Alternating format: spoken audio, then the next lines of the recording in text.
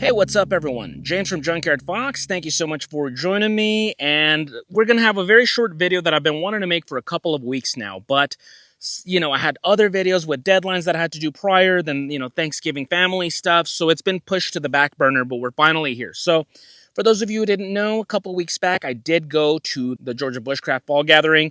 And first time I've ever gone. And it was I had such a wonderful experience. Just a lot of really cool people, insightful, knowledgeable people, a lot of longtime friends, and a lot of wonderful makers. And so I came back with a lot of gear, especially knives. Some I bought, some were given to me, some I borrowed. And today I want to just show the knives that I got from Georgia Bushcraft because we have some incredibly talented knife makers these days. And I just want to use my platform to just get more attention, get more exposure to them, especially for the holiday season in case you're, in the market for a new knife or looking to get something for a loved one. Consider these people because, they make some really great stuff. So without further ado, thank you so much for joining me. Let's get started. So the first knife is actually something of an enigma to me because this maker, the actual maker, was not there. I bought this used from a buddy of mine. So big shout out to Billy Elliott and Emily, longtime friends of mine, and I finally met them in person there, and they had a stand. I bought a couple of things from them, and this was one of the knives that I saw that immediately jumped out to me. I just thought this had Cuervo Negro written all over it, so I was looking to get something for Cuervo, and I think this was just great. So once again, I don't have a lot of knowledge on this maker. I did ask Billy Elliott if he can shed some light, provide me whatever information he has, where he got it and stuff. He says he got this from the Bushcraft USA forum, and it's made by a gentleman there, Ozark Hiker, and he calls this the Fathom Blade. And so as you can tell, it is a very small neck knife, boot knife type of thing, something you carry in your haversack as a backup. It's a little Puko design, it's got the Scandi, it's got a 90-degree spine, just a broomstick handle, micarta scales, very nice. AEBL steel. I mean, they cannot be longer than 5 inches. So it's definitely like just a smaller whittling knife around the campfire, stuff like that. Nothing that's going to be your main belt knife. And then it has this little Kydex sheath. Very simplistic, but it fits in there great.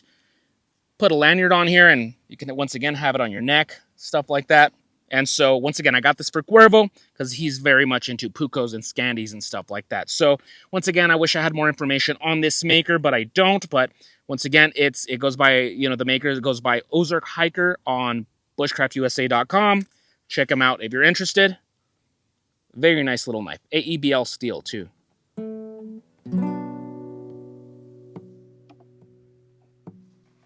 So next is the Bear Forest Knives Snake Eater. Now, of course, the Snake Eater is my knife design now being made by Bear Forest Knives. And so it was the first time I met Garrett from Bear Forest Knives. So shout out to Garrett, meeting him there at Georgia Bushcraft. And he took 4 Snake Eaters to Georgia Bushcraft to sell. And I ended up buying one. Now, the reason why I'm buying them is because I'm not going to go into too much detail, a lot of baggage there, but there was a previous maker that was making them, and at some point he started taking full payments from people, taking orders, and then he never made them the knives. So once I found that out, figured out he was a very, disreputable guy, I went with the new maker, Bear Forest, and so all the people that got ripped off, I'm personally paying to have new Snake Eaters sent out to those people. Now, I'm not a millionaire, so it does take me some time to save up money and then order the knives and have them sent out.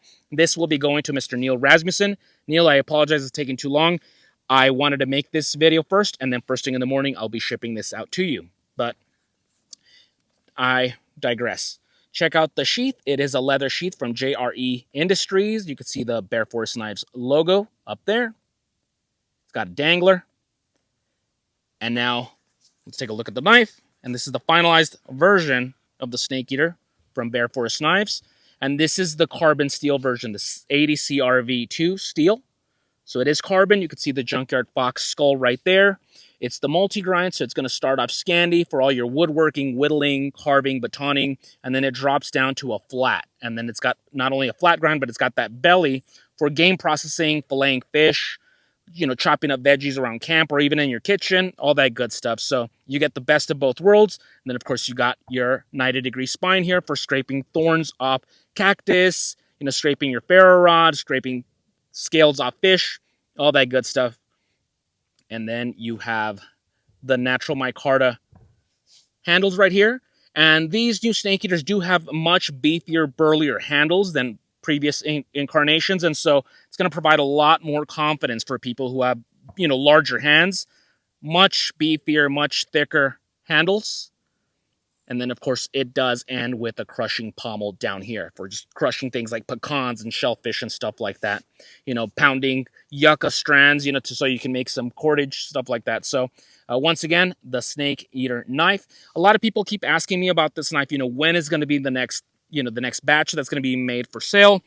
Last time I spoke to Garrett, he said sometime December, so this month, or possibly maybe January. How life gets in the way of stuff. So stay tuned. I'll have some updates on that. But the Snake Eater knife from Bear Force Knives.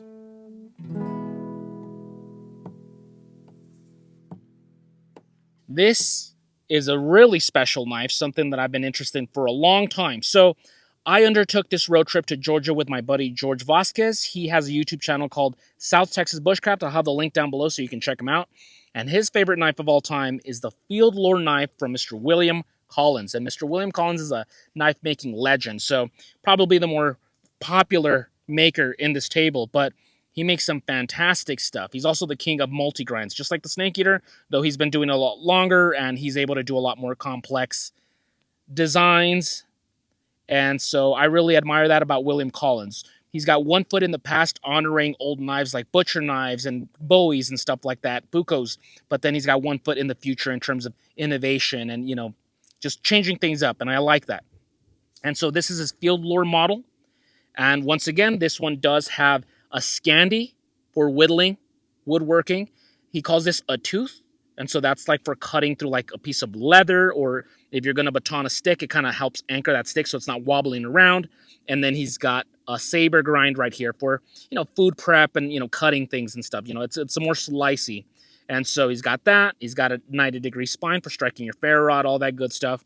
This is made out of Nitro V, which is a stainless steel, almost identical to AEBL, and it is made in Texas.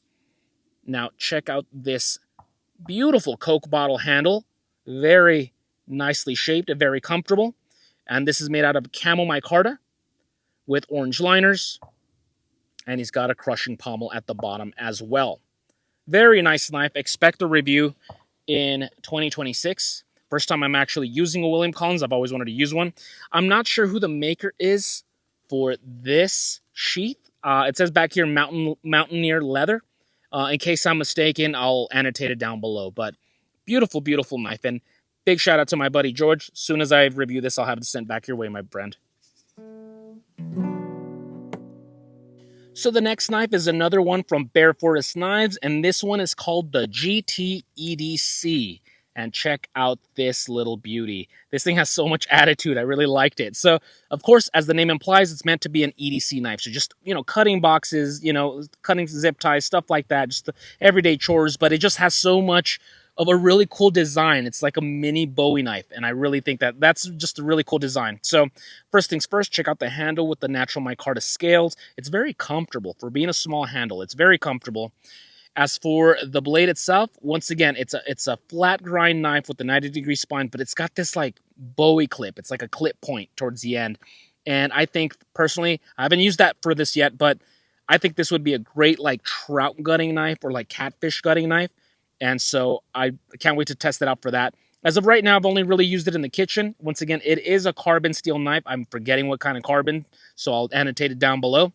But as you can tell towards the end, I do have a little bit of some rusting or some tarnishing happening, so I'll be sure to take care of that. I must have washed it and put it away too early, and it still should have dried out. So I'll be sure to take care of that as soon as I get back home.